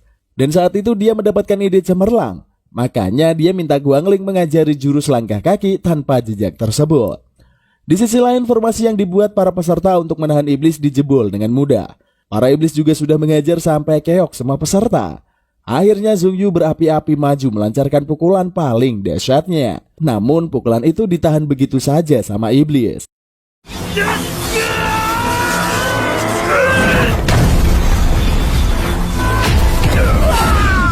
Zhong Yu langsung kantem pikir, gak tahu lagi harus gimana cara melawan iblis. Akhirnya sebelum dia menerima serangan maut, Zhong Yu kabur kocar-kacir menjauhi para iblis. Jin dan Yin yang mencoba melawan iblis juga terlempar ke sana sini dan akhirnya jatuh di depan Zhong Yu yang masih berusaha kabur. Dua tetua bocil meminta Zhong Yu buat memimpin semua peserta yang tersisa untuk bertarung sampai mati melawan iblis. Tapi Zhong Yu gak mau dan memilih untuk lari. Hal itu membuat Jin dan Yin sedih karena Zhong Yu sangatlah pengecut. Bahkan Zhongyu mengajak siapa saja yang mau selamat ikut kabur bersamanya. Dan benar saja, banyak dari peserta yang ikut dengan Zhongyu dan kabur menggunakan perangkat yang dikeluarkan oleh Zhongyu. Sesampainya di luar, Zhongyu bertemu dengan kakaknya yaitu Zhongmin. Dia bilang ada iblis yang gak bisa dikalahkan di dalam hutan. Dia juga minta agar kakaknya membantu semua orang yang ada di dalam. Namun Zongying malah memberi segel di seluruh hutan agar iblis dan semua yang ada di dalamnya gak bisa kabur. Menurut Zhongmin, reputasi keluarga Zhou bakal tercoreng kalau tahu Zhongyu kabur saat melawan iblis. Sementara itu si Jiang sudah berhasil menguasai langkah kaki tanpa jejak. Dalam sekejap dia membawa semua peserta untuk kabur ke dalam salah satu kristal sakti. Di dalamnya mereka semua langsung mencoba menyembuhkan diri. Di sisi lain, para peserta yang mulai memulihkan diri menyusun rencana untuk mengalahkan para iblis. Mereka bakal memanfaatkan malapetaka guntur untuk menghabisi ketiga iblis sakti di dalam hutan. Namun untuk memicu malapetaka harus mencabut tulang yang ada di lengan salah satu iblis. Untuk melakukannya harus ada yang menarik perhatian para iblis. Tapi akan sangat sulit menarik perhatian iblis karena para iblis hanya mengincar reinkarnasi Guangling. Maka dari itu mereka berencana buat bilang kalau si Jiang salah ngasih info. Mereka memutuskan salah satu menyamar menjadi reinkarnasi Guangling. Agar lebih mempercayakan orang itu haruslah yang pintar, terkenal dan memiliki kemampuannya yang sangat hebat. Semua orang langsung tertuju kepada si Jiang yang memiliki semua kualifikasi tersebut. Meski gak mau, si Jiang tetap diseret menuju para iblis sambil disebut-sebut dia adalah reinkarnasi Guangling yang asli. Perhatian para iblis sukses teralihkan dan salah satu peserta langsung mencoba mencabut tulang di lengan salah satu iblis. Namun ternyata gak semudah itu dan rencana mereka langsung ketahuan. Para iblis ngamuk dan bersiap menyerang para peserta. Namun bos mereka langsung tertarik dengan si Jiang yang bisa menggunakan jurus langkah tanpa jejak. Bos iblis yakin kalau si Jiang emang reinkarnasi dari Guangling. Saat situasi genting, Ziyu muncul membawa bantuan dari klan hantu yang sebelumnya terkurung di Mutiara Sakti dan nyemplung ke air. Para iblis ngamuk karena klan hantu adalah ras iblis yang membelot di masa lalu. Makanya mereka berduel mati-matian sampai akhirnya para iblis tetap menang.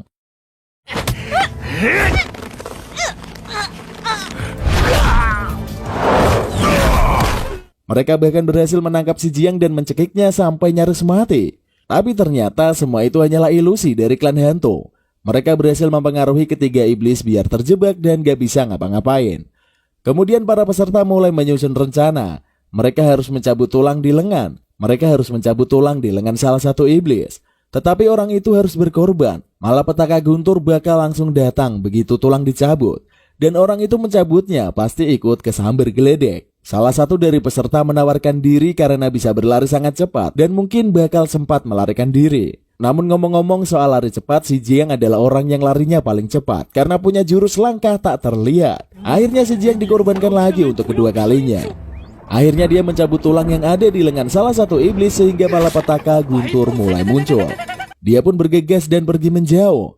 Tapi para iblis mulai sadar karena ilusi hantu gak bisa bertahan dalam jarak yang sangat jauh. Para iblis pun sepenuhnya sadar dan melihat bahaya geledek semakin dekat.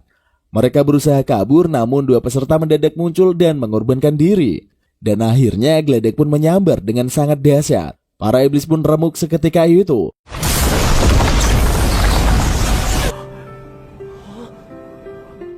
Mereka semua bersorak sambil memberi semangat hormat kepada dua peserta yang mengorbankan diri. Sementara itu ternyata Guangling merasakan ada harta sakral miliknya di sekitar sana. Namun belum sempat menemukannya, si bos iblis berhasil bangkit lagi. Dua iblis lainnya udah mampus. Tapi si bos iblis ternyata lebih kuat daripada sebelumnya. Para peserta pun kocar-kacir menghadapi amukan iblis tersebut. Terlebih si bos iblis membangkitkan monster raksasa yang kuat dan gak bisa dilukai. Dia langsung membawa mutiara itu ke si Jiang dan bilang kalau dia bakal meminjamkan kekuatannya kepada si Jiang. Tanpa pikir panjang, si Jiang mengeluarkan harta di dalam mutiara tersebut. Dan ternyata adalah pedang sakti 9 bintang. Semua orang kaget karena si Jiang bisa mengambil pedang tersebut. Lebih mencurigakannya lagi, mendadak wujud si Jiang berubah. Rambutnya putih menjadi hitam dan sifatnya juga berbeda. Ternyata dia bertukar kesadaran dengan Guangling. Dalam sekali tebasan, monster raksasa itu terbelah menjadi dua. Memanfaatkan kejadian tersebut, si Jiang melompat menjauh serta melarikan diri. Namun ternyata monster raksasa dan si bos iblis belum kalah dan masih bisa bangkit lagi. Celakanya si Jiang udah gak ada di sana dan kabur gak tahu kemana. Pada saat-saat genting mendadak tetua Jin bangkit dan menjadi mas-mas super gede. Dia beradu jotos dengan monster raksasa yang dikendalikan oleh si bos iblis. Di sisi lain si Jiang kembali mengambil alih kesadaran tubuhnya. Dan dia mangkal karena bukannya gelut melawan iblis tapi Guangling malah kabur kocar-kacir. Tapi ternyata Guangling berencana memurnikan roh si Jiang memanfaatkan 9 bintang. Akhirnya si Jiang bertapa di depan 9 bintang dan mulai mengekstrak kekuatan roh. Malahan terdapat pohon subur dengan daun berbentuk api. Guangling lalu menawarkan si Jiang untuk mengajarinya jurus sakti yang bisa membantunya melawan iblis. Namun untuk melakukannya, Guangling harus mengambil alih kesadaran tubuh si Jiang sepenuhnya. Si Jiang pun menyetujui dan hal itu bikin Guangling bingung. Kata si Jiang dia benar-benar mempercayai Guangling dan mengatakan bahwa dia nggak seburuk yang dikabarkan. Mendapat kepercayaan dari si Jiang, Guangling malah bingung dan salah tingkah. Tetapi gak ada waktu lama, akhirnya mereka mulai beraksi. Di sisi lain, duel maut tetua Jin dan bos iblis berakhir dengan kekalahan tetua Jin. Tubuh tetua Jin kembali ke wujud bocil kuntet dan babak belur di tanah. Saat situasi genting, Guangling yang menguasai tubuh si Jiang muncul dan menahan serangan monster raksasa dengan kakinya. Semua orang terkejut dengan munculnya si Jiang, apalagi tangan si Jiang malah terikat dan gak bisa dipakai buat berkelahi. Ternyata Guangling menahan lengan si Jiang agar dia bisa fokus menggunakan kekuatan kakinya. Dan benar saja, tendangan si Jiang mampu bikin monster iblis kocar-kacir. Selama duel gak seimbang itu, berkali-kali Guangling ngomong kalau si Jiang harus melihat baik-baik jurus yang lagi dipraktekan. Melihat aksi dahsyat itu, semua peserta terkagum-kagum. Tetua Jin dan Yin juga udah keok, juga merasa terharu melihat hebatnya si Jiang. Mereka akhirnya menemukan orang yang akan menjadi masa depan bagi dunia peri. Guangling di tubuh si Jiang dengan mudah menghajar monster iblis seperti si bos iblis. Dalam sekejap si bos iblis terkapar dan nyaris kehilangan nyawa. Namun karena pelajaran belum selesai, Guangling malah memberi tenaga si bos iblis sehingga kembali segar bugar dan siap melakukan pembantaian. Guangling langsung menyerahkan kesadarannya kepada si Jiang dan memintanya praktik jurus barunya secara langsung. 刚才比起来简直判若两人，怎么回事？真猜到你不行，但没想到这。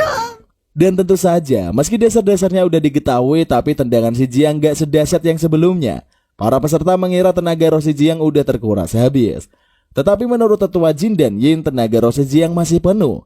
Mereka kebingungan kenapa serangan si Jiang enggak sedahsyat yang sebelumnya. Si iblis pun juga heran, tetapi dia memanfaatkannya buat menghajar si Jiang. Guangling mangkel karena si Jiang gak bisa mengeluarkan tendangan dahsyatnya. Padahal tangannya udah diikat agar fokus menyalurkan tenaganya ke kaki. Namun tetap saja si Jiang bukanlah Guangling, dan dia baru belajar jurus itu. Guangling bilang semua teknik sudah diberikan dan tinggal si Jiang aja yang menemukan caranya untuk menyempurnakan jurus itu. Gak punya waktu buat berpikir, akhirnya si Jiang menghadap ke tetua Jin dan Yin. Dia minta arahan agar bisa melakukan serangan dahsyat dengan jurus barunya.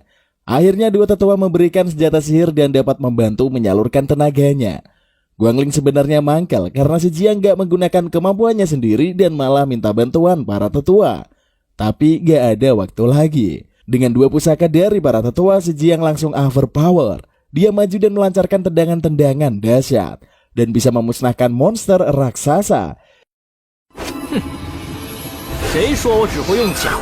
他的脚法太厉害了！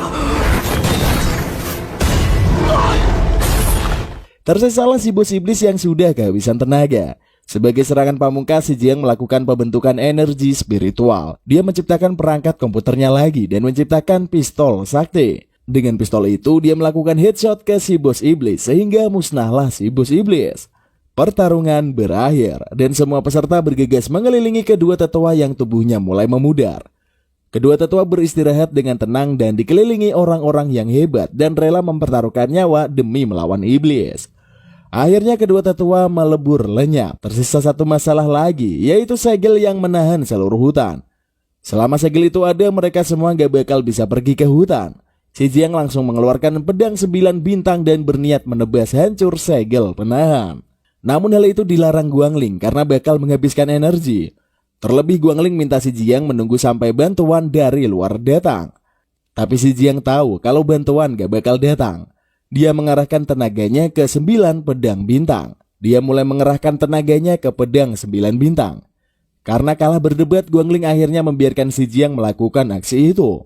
Guangling bilang kalau membuka 3 bintang di pedang itu mungkin sudah cukup untuk menjebol pembatas.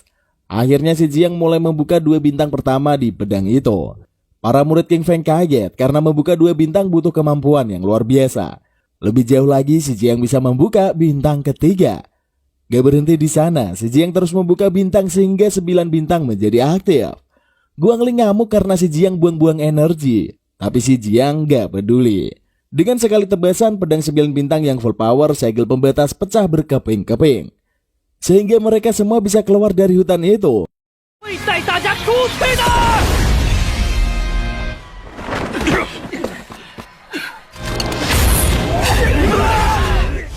Namun begitu keluar mereka langsung dihadang oleh Zhongmin dan para pengikutnya. Zhongmin menuduh salah satu dari mereka adalah mata-mata iblis. Dan orang yang paling dicurigai adalah si Jiang. Gak terima para peserta yang baru balik dari hutan langsung bersiap duel melawan Zhongmin dan pengikutnya. Si Jiang sendiri gak gentar dengan Zhongmin. Tetapi Guangling memperingatkan kalau tenaga si Jiang udah hampir habis akibat membuka 9 bintang. Sebelum pertarungan terjadi, Lin Yong muncul dan membuat semua pengikut Zhongmin tunduk. Tapi hebatnya Zhongmin masih bisa berdiri tegak. Ternyata dia membawa benda sakral dari keluarga Zuo yang sangat sakti. Alhasil Ling Yun akhirnya berlutut saat ditunjukkan pusaka dari 4 keluarga besar itu. Zhongmin berniat menyerang si Jiang, tapi mendadak muncul serangan misterius dari atas yang menahan serangan Zhongmin. Ternyata itu adalah putra satu-satunya keluarga Cheng, yang juga merupakan salah satu dari 4 keluarga besar. Namanya adalah Cheng Yiyuan. Dan dia bukan pingin melindungi si Jiang, tapi emang pingin ngasih pelajaran sama Zhongmin yang bikin dia mangkel sejak dulu.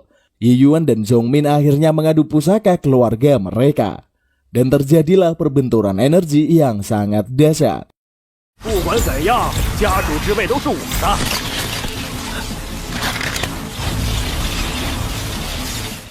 Dua serangan dahsyat itu berakhir tanpa satupun yang menang. Selain itu Zhongmin menarik mundur pasukannya, membiarkan si Jiang selamat untuk saat itu. Dan itulah akhir cerita dari musim pertama Wuxida Shenshan. Lalu kita masuk ke kesimpulannya. Waduh, Donghua yang satu ini emang kece badai, sampai-sampai Mimin deg-degan parah pas nonton. Adu sihir dan adu taktik si Jiang juga udah maknyus parah. Ditambah lagi hubungan antara si Jiang dan Lord Guangling sepanjang part 2 ini sangat ngeri-ngeri sedap. Ya mirip lah kayak Kurama dan Naruto di awal-awal. Tapi yang ini ditambah dengan unsur kopla yang membuatnya makin tambah seru. Namun tentu saja cerita Donghua ini belum kelar. Tentunya masih banyak misteri yang menarik buat diikuti kelanjutannya. Makanya Donghua ini wajib banget dipantau kelanjutannya. Tapi tenang aja, kalem. Kalau sama Mimin kalian bakal terus update. Makanya jangan ragu-ragu buat subscribe channel ini biar gak ketinggalan, sekaligus buat Mimin makin menggebu-gebu bikin kontennya. Oke lah, tapi pembahasan itu buat lain kali aja. Cukup sekian video Mimin kali ini. Terima kasih sudah menonton sampai akhir. Jangan lupa untuk like, comment, dan subscribe. Share juga ke teman-teman kalian. Sampai jumpa di konten berikutnya and see you next time.